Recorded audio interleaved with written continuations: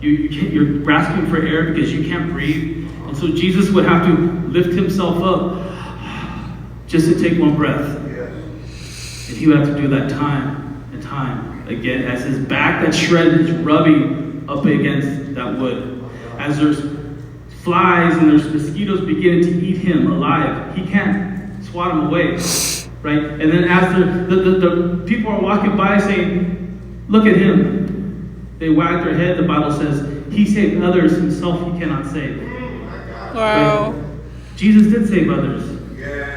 He saved many others. Right?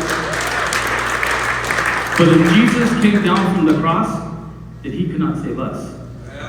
So he stayed there willingly.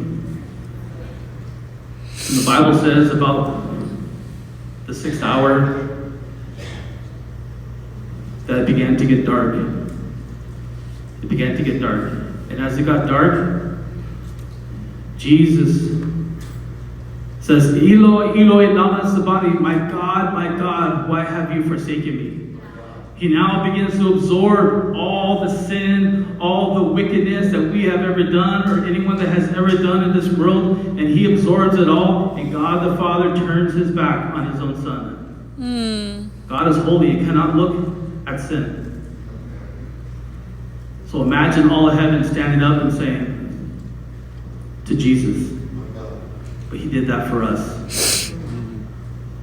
And the scriptures say that with his last breath, he says, Tetelestai, it is finished. What was finished? The payment for our sin. The price was paid. Yes.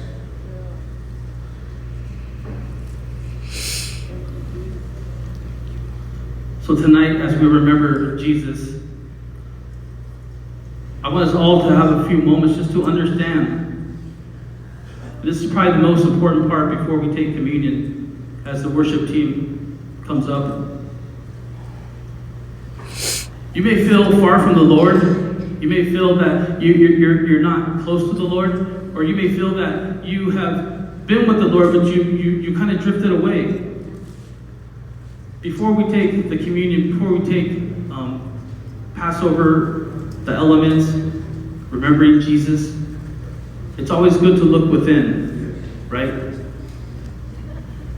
And if you want, I'm not going to tell you to come forward right now, but if you want Jesus to come into your heart afresh, you want Jesus to come into your life anew, or you may have never received Christ, tonight's your opportunity. And I just ask you to lift up your hand real quick, and I'll say a quick prayer for you.